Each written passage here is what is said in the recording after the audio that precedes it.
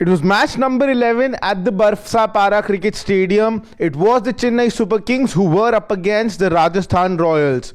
The two captains were there for the toss. Rituraj Gaikwad from the Chennai Super Kings and Riyan Parag from the Rajasthan Royals. One last time this season, because from the next match it will be Sanju Samson who will be taking back the captaincy duties, and it was the last opportunity for Riyan Parag to win a game for his franchise as a captain, that too in front of such a big home crowd. It was Chennai Super Kings who won the toss and elected to bowl first. That's been the trend throughout the IPL till now. In the evening games, teams going out, captains winning the toss have more often than not chosen to bowl first because the dew plays a very big role.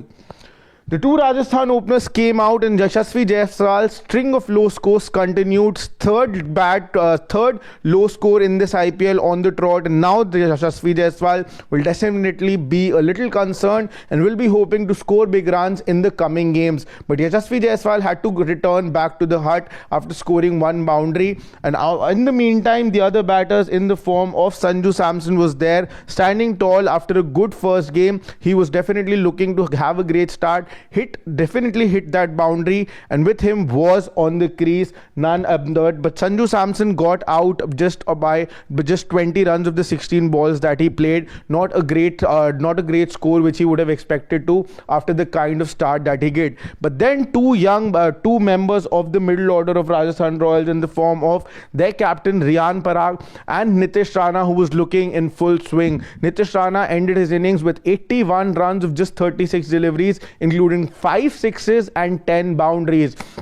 And he looked completely on song. More than 70 runs just coming in from boundaries, and with him was Riyan Parag for a short while. Briefly, there was Sanju Samson who maintained that partnership with Nitish Rana before Sanju Samson returned back to the pavilion, getting caught out on the long off region. With him then joined Riyan Parag, the stand-in skipper of the Rajasthan Royals. Both of them did build up a partnership. Nitish Rana did cruise to his 50 as well very soon. This is the celebration that he did. A long-awaited 50 for the left-hand batter from Delhi, who was waiting since a very long time to now score those runs. He has changed his franchise this time around. Played for KKR for a very long time, even captained them for a season, and this time with the new franchise Rajasthan Royals, wanted to leave a mark, and that's exactly what he did. 81 runs of the 36 deliveries that he played. But then Riyan Parag's onslaught continued. He decided to play his shots continuously and make sure that he ends up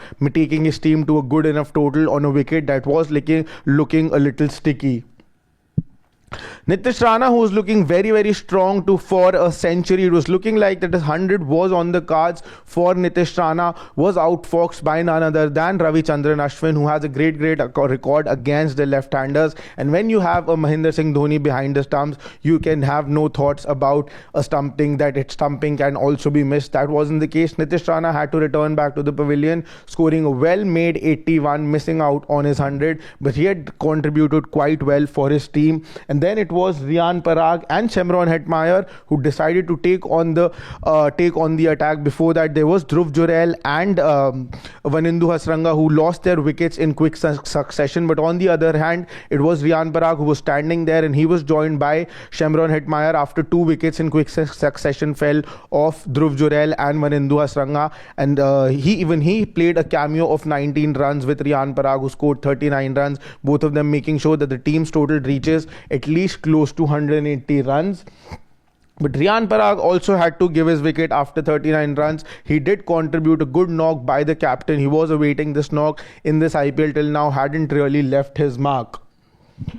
Then wickets kept on falling for the Rajasthan Royals. Really good containment by the Chennai Super Kings in the later half of the innings, especially after the kind of berserk knock Nitish Rana played. It looked like Rajasthan are going towards a score of total of 200, in excess of 200. But then they pulled things back later on. Riyan Parag got out. Shimron Hetmeyer, 2 wickets of Jurel and Hasranga had to return back to the pavilion. Then batters who came in the lower middle order in the form of Jofra Archer, Kumar Karthike also also were sent back to the pavilion without really adding too much to the score.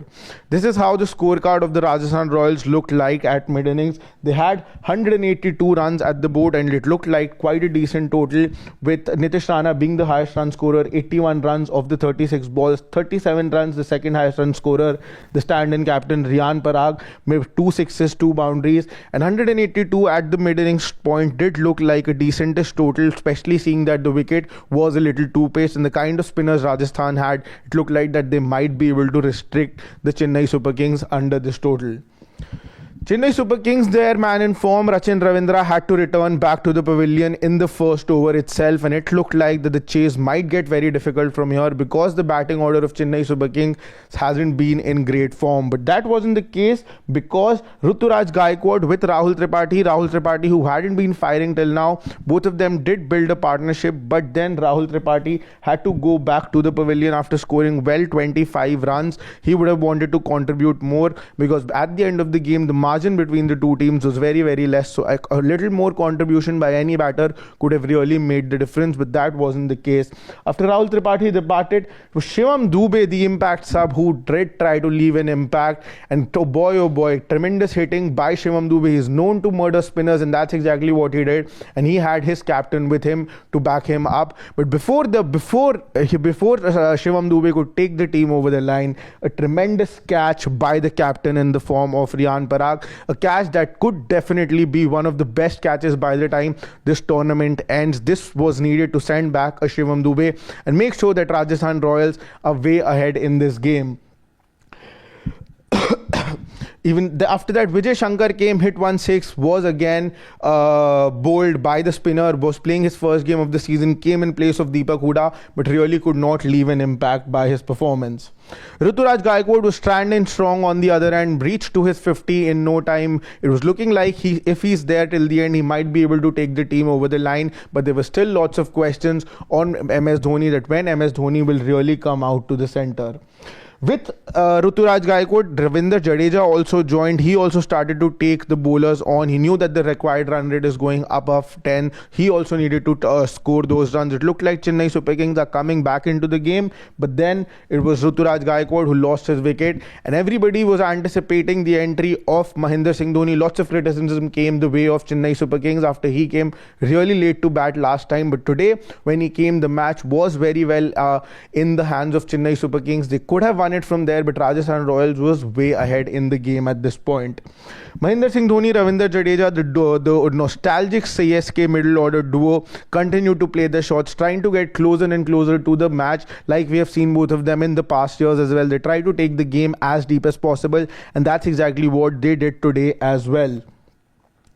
They continued to play their shots, sixes and fours. The margin started to get smaller and smaller. But then at this point, Mahendra Singh Dhoni, when just 6 runs were required of the last 19 balls, had to give his wicket. And that was the final nail on the coffin. It was the moment when Mahendra Singh Dhoni went back to the pavilion. He was out, and then it looked like that the game is going to over.